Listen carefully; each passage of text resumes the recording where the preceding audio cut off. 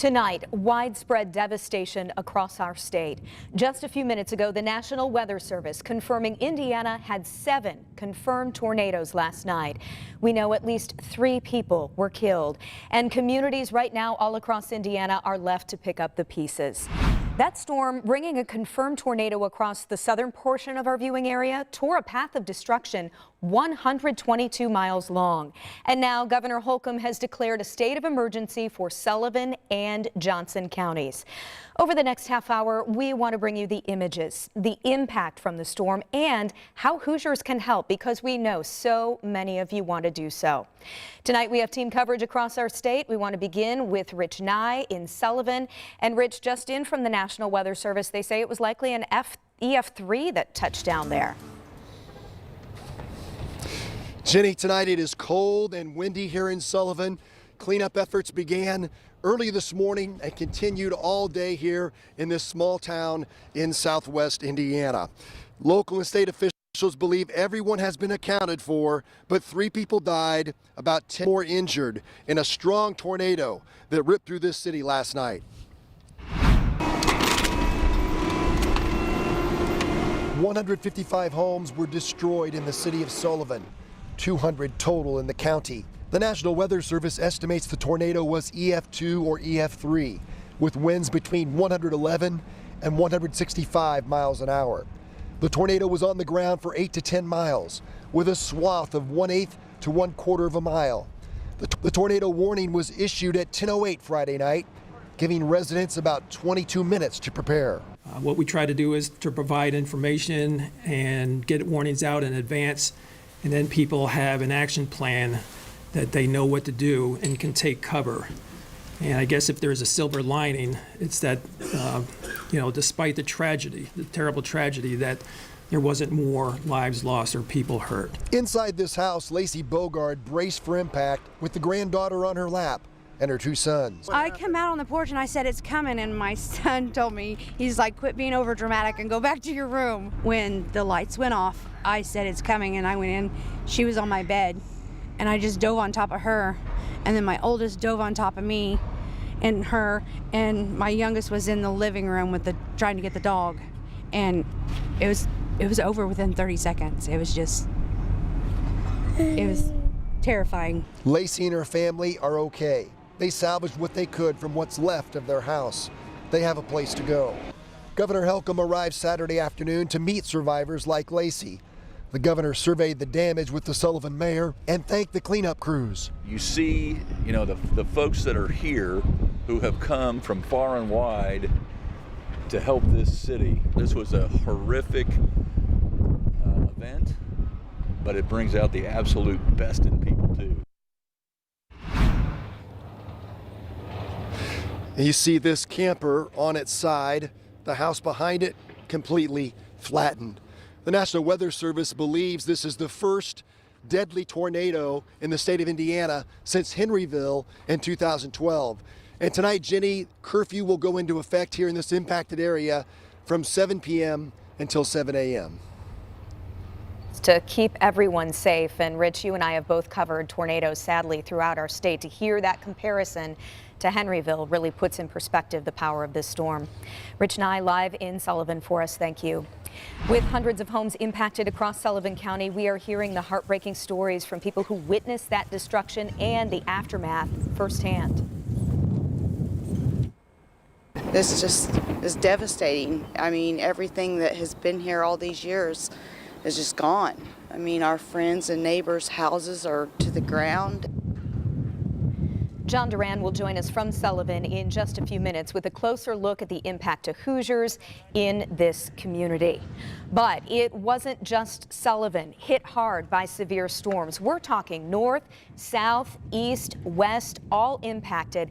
Kelly, this was really a monster system that came through our state. It impacted all of central Indiana. Of course, we had some of the harder hit areas, unfortunately, but we had over 300 storm reports, and we're likely still going to see many more coming in. over the course of the next few days. Taking a wide look here at all of these storm reports, most of those strong wind reports. We'll zoom in here a little closer on some of those, and this is just near Whiteland. You can see that more thunderstorm damage in that area. Also in Sullivan, we know obviously Rich just reported on that. This has not been updated, but we know that there were 3 fatalities. Another one in Grant County, another wind report. Again, many tornadic situation with the rotation of those storms, Jenny. Yeah, definitely. And our Logan Gay is actually up in Grant County live for us tonight with an update there. Logan? Hey Jenny, I'm in Swayze, and this small town was hit hard by the storm. And if you look behind me, you'll see just how hard. Now, this house is just one of several homes without a roof. And if you look at the ground, you'll see it's just scattered with debris, pieces of roof and boards and wood. Everything is just in here. Trees were toppled over. If you look at that tree actually has part of a roof inside it right there. That building behind this home is the school, and it has sustained some damage to its roof and some flooding. So a lot of these homes are just almost, completely, just unlivable right now because of this storm. But if you look closely, you'll see neighbors helping one another out as they continue to pick up their lives as they've been shattered by this storm. I spoke with one neighbor who told me that she's feeling grateful today, but she says it's amazing how your life can just change in a matter of minutes. Now, there is some good news. Luckily, no one was seriously injured in this storm.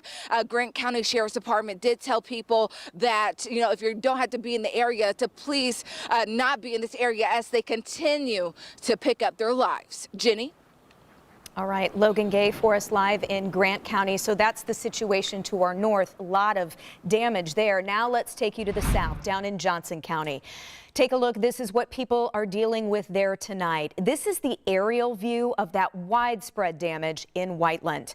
Buildings destroyed, homes demolished, power lines are down all across that town. Our team coverage continues now with Matthew Foltz in Whiteland with the impact and the effort now to help. Well, the damage speaks for itself here in the town of Whiteland. Just to show you how powerful the storm was, you can see a home ripped from its foundation. And neighbors we spoke with on Saturday who are now picking up the pieces say they're devastated. It's definitely an eye-opener. Things can change in an instant. Anastasia Davila experienced the powerful storm that caused the destruction late Friday night. About 10 o'clock. The tornado sirens went off. She says she and her family immediately went to the back of their home and took cover. As soon as we got in the tub and my other family went to the bathroom, the lights cut off and the tornado, it just hit. Davila says whatever came through only lasted about 5 minutes. It was fast, it was a lot of wind, and I didn't think it did this much damage until I opened the door and seen everything. A path of destruction, leaving behind mangled cars, houses torn to pieces, scattered debris, and fallen trees. Here I am today, never going through this, don't really know where to start, so just taking it all in. On Saturday, she was joined by dozens of people trying to salvage whatever they could from their homes. In the meantime, Davila and others are just glad things weren't worse. I've been around these people for 6 years and have built, some relationships with them, and we're all going through the same thing, and I'm just grateful that everybody made it out okay. Now, local emergency crews say they will continue to be out here to assess the damage and help those impacted. Meanwhile, there are still ways that you can help. We have information on our website at WTHR.com. Reporting in Johnson County, I'm Matthew Foltz, 13 News.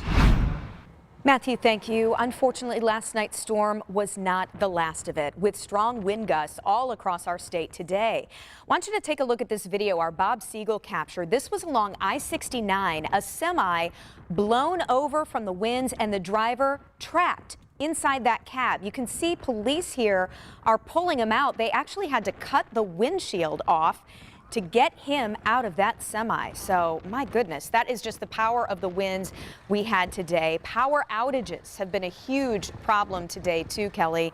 And then unfortunately, with the ground so wet right now, that could actually make things worse. We could see more trees and down power lines because it's a little shifty on the ground. And you're in Johnson County. You actually lost power for more than 12 hours. Yeah, definitely. And you need to throw away anything that is in the refrigerator too long that you need to trash, unfortunately. Taking a look at some of our counties that are still without power, we have several of them. It does include Sullivan, Owen County, and Morgan County, as well as Brown County, really down to just about 20+% of people still without power at this hour. So unfortunately, this is still a long-lasting storm system. Here's another look at the storm system that moved through last night. We had the squall line of storms that moved and marched, really screamed across central Indiana, really moving at about 50 to over 70 miles per hour last night. Unfortunately, it did pack a punch across central Indiana. Right now, we're quiet and dry. 41 degrees in Indianapolis, 40 in Kokomo, 41 in Bloomington. We do have a wind chill